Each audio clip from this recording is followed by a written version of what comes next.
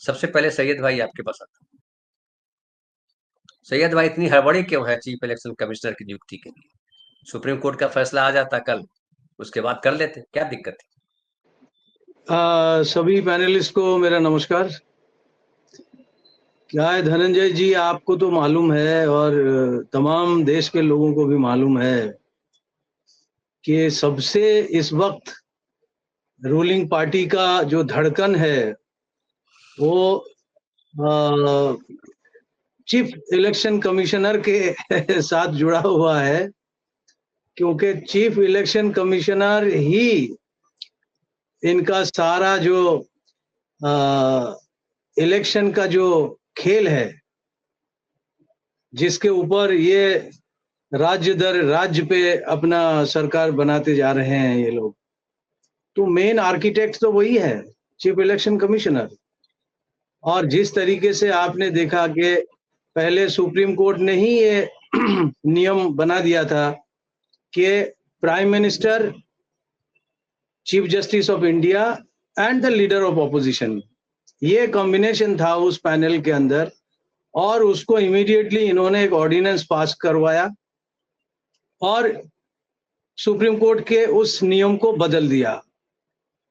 अब supreme court ने suo motu cognisance क्यों नहीं किया, ये तो वही जाने। उन दिनों में धनंजय चंद्रचूड़ साहब थे चीफ जस्टिस ऑफ इंडिया, और जब उनका दिया हुआ निर्देशन को इस तरह से अवहेलना कर दिया गया तो उसका कोई उनकी तरफ से कोई रिएक्शन नहीं आया, ये तो वही बेहतर जानते हैं। और लेकिन ये एक चीफ जस्टिस ऑफ इंडिया होने के नाते ये उनका ड्यूटी बनता था कि निष्पक्ष चुनाव करने के लिए जो पैनल का गठन किया गया था, कि जिसमें चीफ जस्टिस ऑफ इंडिया का एक सबसे बड़ा रोल होता, लेकिन उसे दरकिनार करके जब उन्होंने कोई भी एक कैबिनेट मिनिस्टर को वहां पे रख दिया और उन्होंने होम मिनिस्टर साहब को वहां पे रख दिया, तो इसका मतलब क्या है कि इससे जाहिर होता है कि भाई जब दो लोग, तीन लोगों में से दो लोग एक ही पार्टी के होंगे तो वहां chief justice chief election commissioner का चुनाव कैसे निष्पक्ष होगा। और अगर चीफ इलेक्शन कमिश्नर का चुनाव निष्पक्ष नहीं हुआ तो इस देश में इलेक्शन भी निष्पक्ष नहीं हो सकता है। इसीलिए हमारे संविधान के अंदर ये प्रावधान है, लेकिन उस प्रावधान को पूरा ताक में रख के इन्होंने ये सब कानून बना लिया। और अभी देखिए ये 18 तारीख को ये भाई साहब का इनका रिटायरमेंट है, तो उससे पहले ही ये लोग तत्पर हो गए कि भाई इस कुर्सी को खाली छोड़ना नहीं है। हाँ, पहले अपना काम कर दो, बाद में देखा जाएगा। 19 तारीख को सुप्रीम कोर्ट में क्या फैसला होता है वो बाद में देखा जाएगा। और इस तरीके से ये लोग काम कर रहे हैं, क्योंकि उनके लिए दिल्ली में जो सरकार गठन करने का जो प्रायोरिटी है वो शायद इतना मतलब इम्पोर्टेंट नहीं है जितना उनके लिए चीफ इलेक्शन कमिश्नर का नियुक्ति है।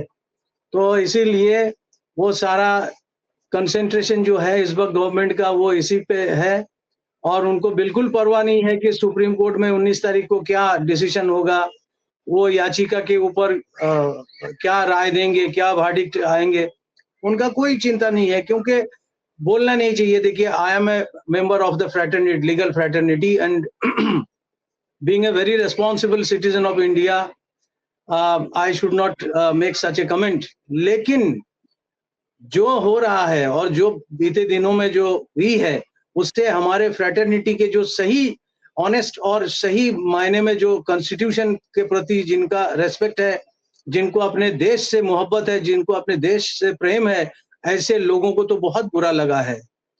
क्योंकि जो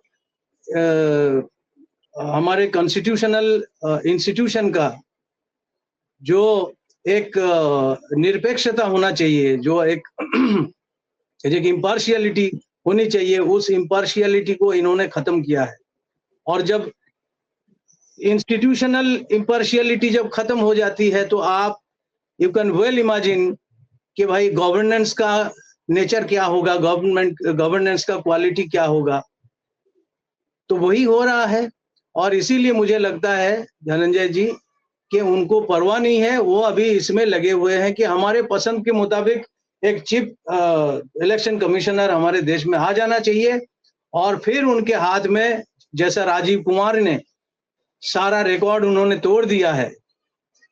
स्वतंत्र भारत के अंदर जितने इलेक्शन कमिश्नर आए हैं, उन्होंने सारा रिकॉर्ड तोड़ दिया है वफादारी का, और वो वही एक कोई वफादार आदमी को मतलब ढूंढा होगा, और उनको जल्दी से जल्दी उस पद पे बहाल करने के लिए तत्पर है। और बस वो लोग कर लेंगे, क्योंकि उनके हाथ में तो क्या है, देखिए 2 लोग तो है ही पैनल के अंदर, तो यहाँ पे राहुल गांधी का क्या चलेगा। तो बस हम लोग इंतजार कर रहे हैं और देखते हैं कि हमको तो करने के लिए कुछ रहा नहीं।